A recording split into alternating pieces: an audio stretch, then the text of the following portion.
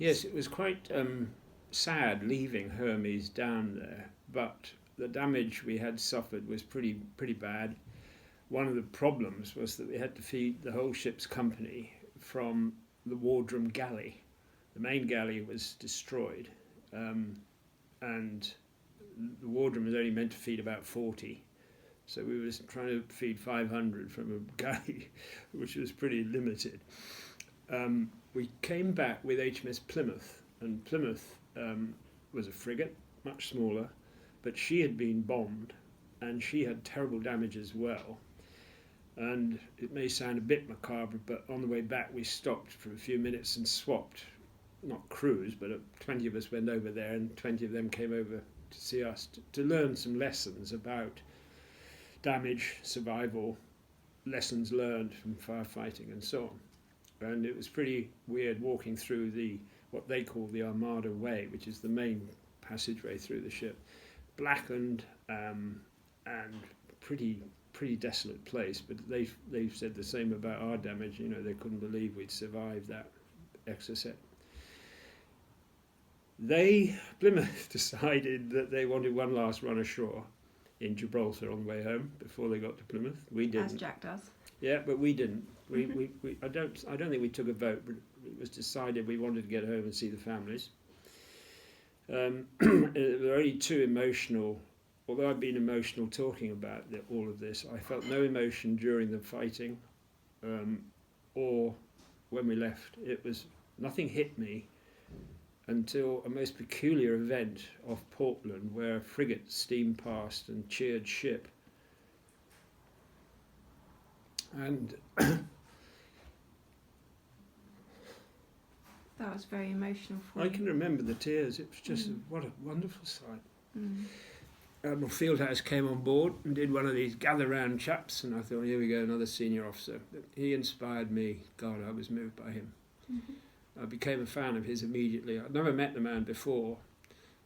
I'd seen him on board the ship in Gibraltar a few weeks before, but never spoken to him. But I became a lifelong fan until unfortunately he died.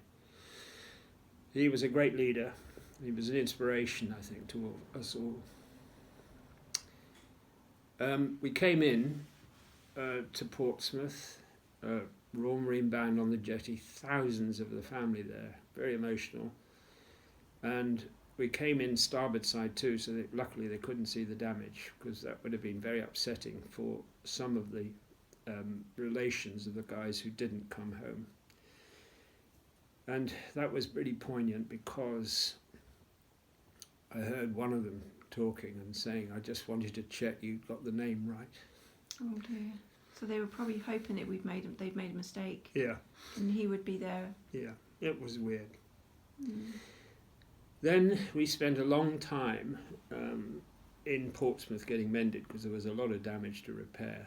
And meanwhile, there were some lovely little stories from the Welsh support, because we were a Welsh named ship.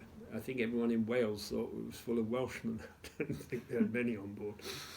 But there were some amazing moments. I mean, one of the, I think it was the Conservative Association in Mumbles had collected quite a bit of money for the South Atlantic Fund, and they wanted someone to go and get the cheque.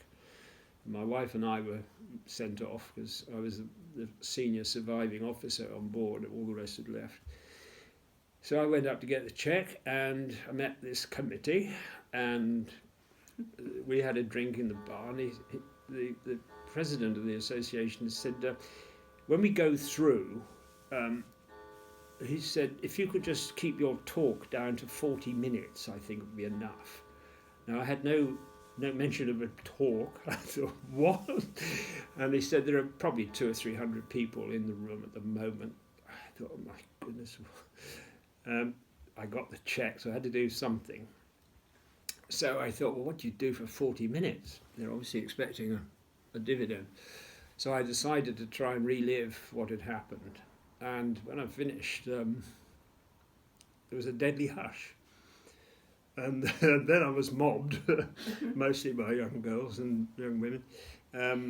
One of whom I remember was in a leopard skin suit. My wife still remembers, talks about her. But it was the most amazing outpouring by Welsh people trying to support the ship.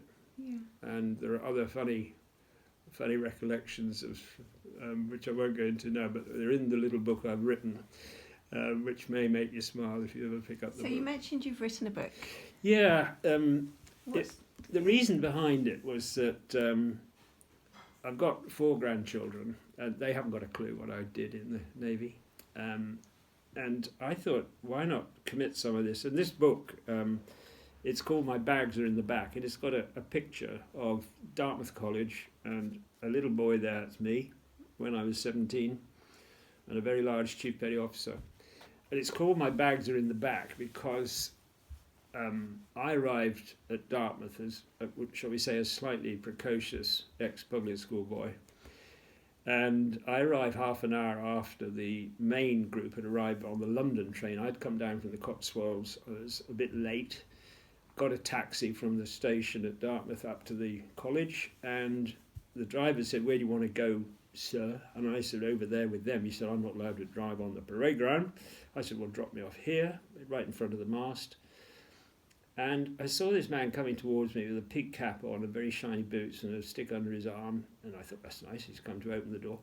I stepped out of the taxi and the door opened backwards and unfortunately hit him in the midriff. And my first words in the Royal Navy were, "My bags are in the back," which did not go down well with the Chief GI, who was a very important person in the college. And he chased me for the first 4 weeks of my naval career. Every time I woke up, he was standing there, I'm sure.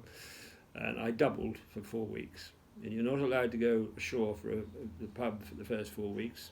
And when I did, he was in the other bar and he called me in. And I thought, God, even at a pub he's got me. But he bought me a beer because he was dining out with his friends about this chap. My bags are in the back. So the book covers the 35 years of my career, ending up as the naval advisor or attaché in Delhi, in India. And a lot of it's very funny. It also includes the most bizarre dinner party we had in India, where I had 8 Victoria Cross holders to dinner. Oh wow, sounds very interesting.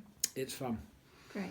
So you live in Gosport and you've lived here for 31 years? Well, in this house, we've lived in Peel Common, we lived in Elverstoke and Western Way, we had a quarter in Southsea once, and obviously been around and lived all over the place. But this house in Elverstoke, been here 31, 32 years. So you said that clearly your naval career, you've lived in different places around the world, but you've lived in Gosport a lot. So what is it about Gosport that you love as a family? When we arrived, of course, it was a very different place to live. In those days, Hasler was vibrant and Navy, not tri-service. And all Dryad was a very centre of seamanship excellence and operational training. So it has shrunk in terms of Navy, but the reason we had not moved is that we love the existence on the peninsula. We don't like the driving up and down the road to get to the motorways and so on, but it has a certain friendliness that we've always appreciated. I've always loved the association of Gosport as the victualling yard, if you like, for the Royal Navy, and it has a very, very great claim to fame in that regard, and should be proud of it. I mean, it's been supporting the Royal Navy for years, and when you've served a long time in the Royal Navy, you're bound to appreciate the support that you get from the local people who are not necessarily military, but support the Navy. So we're not going to move. We're going to stay here. We love it. We love the Stokes Bay. I occasionally go down and try and pick up a bit of litter if I can remember when they're doing their run. It's got some lovely people. My son was married, not in this church, but my daughter was at St Mary's. So, we've sort of been here a long time. We're going to stay here as long as we live. And we've even booked a plot in the Hasler graveyard where our ashes are going to be interred. So I think we're here for... Spoke to Derek about that, have you? Yeah, it's all fixed. It is, I think you're right. Gosport is a lovely place, and it does, I think, living on a peninsula, like you say, you have a slightly different view. Yes. I mean, I just still enjoy the ride or the walk round Stokes Bay. When I was a young officer, I used to run around there every morning, try and keep fit. And certainly when I was learning to be a diver in the Navy, I had to get fit, and I used to do that in the winter, and it was still inspiring just to see the sea. And it's an amazing road, that, when you think of it. You are within feet, sometimes inches, when it's coming over the top of the sea, and if the sea's in your blood, it's something to appreciate. Yeah. So you've done a really extensive naval career and you've seen conflict.